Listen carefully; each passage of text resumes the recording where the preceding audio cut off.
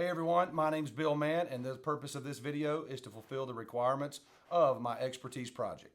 For my project, I decided to focus on the area of curriculum and instruction. And I did this for two reasons. Number one, it's important for me as the principal to be an instructional leader in my school. As a school leader, I want to be the one that sets the standard for my school and is not an exception to the rule. Teachers will always have the greatest impact on student learning, but principals are second, and I want to uphold that expectation in my building. And number two, research shows that school leaders are getting burdened with managerial tasks that limit their ability and limit their time to be instructional leaders in their school. I didn't get into this profession to be a manager. There are better ways in the workforce to do that. I got in this profession to support student learning, and that's what drives me every day. To overcome this and live my mission, I have to be intentional about protecting my role as an instructional leader and not allowing myself to become burdened with managerial tasks. Now, within that category of curriculum instruction, I'm particularly focused on implementing an instructional partner program in secondary schools. The reason I'm focusing on instructional partners in secondary schools is because that actually may be happening in my school soon. So let me give you the backstory. On May 9th, my school district, Vestavia Hills City Schools, is going to be holding an election for a tax referendum. On this date, residents of Vestavia Hills will be voting to accept or reject a 9.8 mil tax increase that will be used to protect the legacy of our school system by providing facility improvements and improved academic opportunities for students in our district. Part of the improved academic opportunities that we hope to gain from this tax referendum are what my Assistant Superintendent of Teaching and Learning, Dr. Amy Rainey, calls an army of instructional leaders in every school. And this army, if you will, is a team of 9 instructional partners, one for each school in the district. And this program is going to be effective for the 23-24 school year if the tax referendum on May 9th is successful. David Reed of Seton Hall University said that little research exists that examines the task in which instructional partners engage and how instructional partners are enabled to go about their daily work. Now, when I read this statement, it really stood out to me because I've read a lot about instructional partners and instructional coaches over the last few months. Now, my guess is that Dr. Reed finds this to be true because these positions are nuanced and different based on the needs of each individual school. And knowing this and understanding this just underscored the importance of me learning more about this process and what it looks like. So what do you do when you need to learn more? Well, you know what you do. You read and research, right? So to become an expert on implementing an instructional partner program, I did just that. I read scholarly articles from multiple journals. I read The Definitive Guide to Instructional Coaching by Jim Knight. And I dusted off some of my older textbooks by Sally Zepeda and Paul Bambrick Santoyo. And then, on top of that, I sat down and interviewed Dr. Amy Rainey, my Assistant Superintendent of Teaching and Learning at Vestavia Hills City Schools. Now, listen, while all these resources were beneficial, hearing Dr. Rainey share her heart about this program is what really brought it to life for me. So with that said, let's dig in a little bit. But before we do, I do want to clarify one thing. My district is choosing to call this role instructional partners to really emphasize their role as partners to teachers, but also as partners to administrators in the building. But it's also being done to ensure that their role isn't perceived as being evaluative, but truly a partner in education. Now, when you read the research, you're also going to find terms like peer coaching and instructional coaching as well.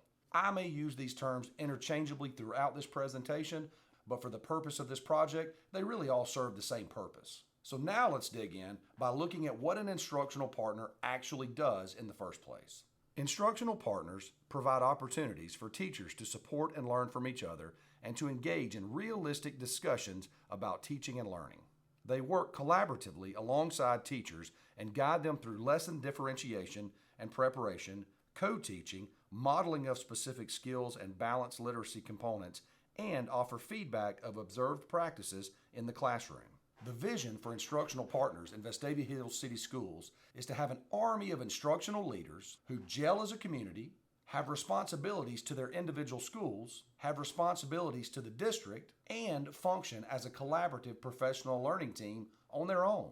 And the end goal of all these collaborative partnerships is and always will be student achievement. Now, through all my reading and research and talking to Dr. Rainey, I found 4 components that will be essential for launching a successful instructional partner program. And these 4 components are so important because they help train instructional partners to shift their focus from teaching students to coaching adults. Also, these 4 components help the teachers in the building understand how these instructional partners can support them and their classroom. Now, the first component is communication. According to Walkowiak, the work of an instructional coach is complex and communication is critical for effectiveness in the role. Jim Knight goes on to argue that coaching is above all a conversation or series of conversations focused on professional growth.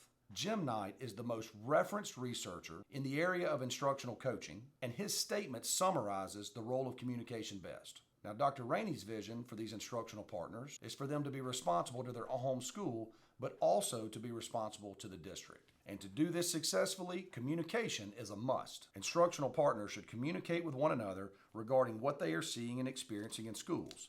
They should also support each other as they make the difficult transition from teaching students to coaching adults. Communication allows them to work together and learn from one another as an effective professional learning team.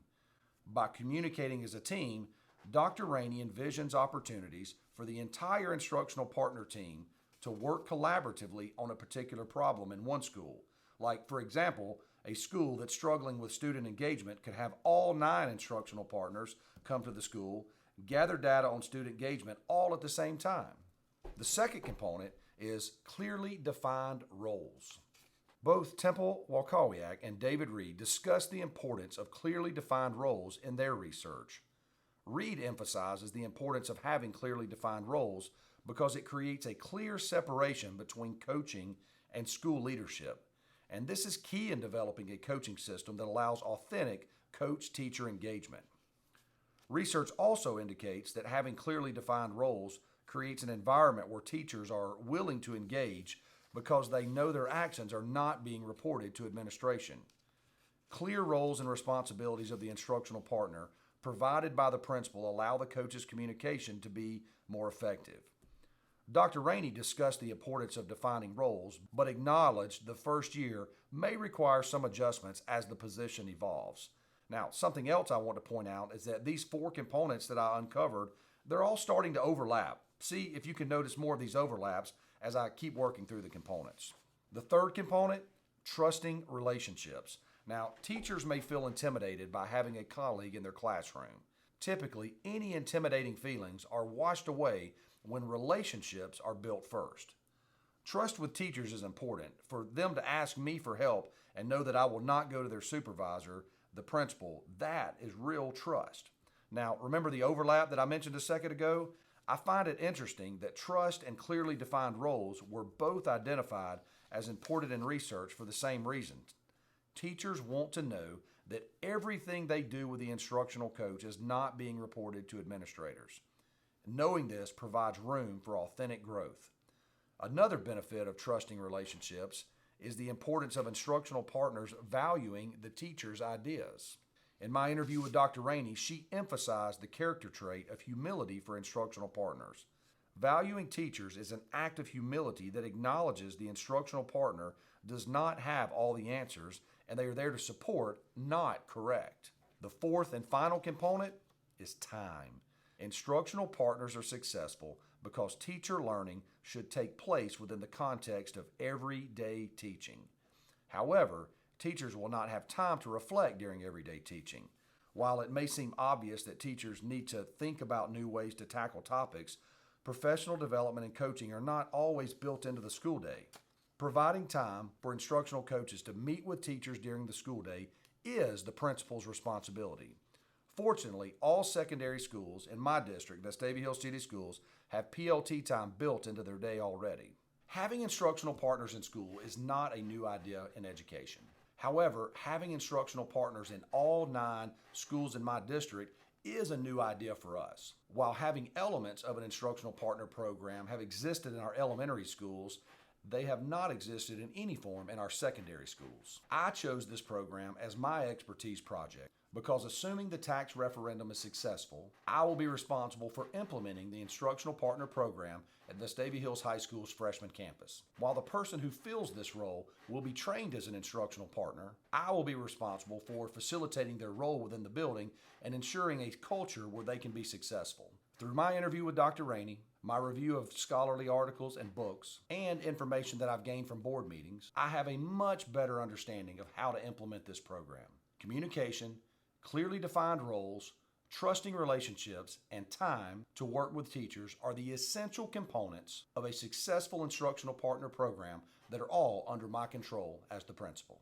So with that said, I hope you've enjoyed this presentation. If you have thoughts or comments or helpful ideas that you'd like to throw my way, I'm all ears because I'm really looking forward to implementing this program on my campus so that we can make student achievement continue to grow for the students of Vestavia Hills.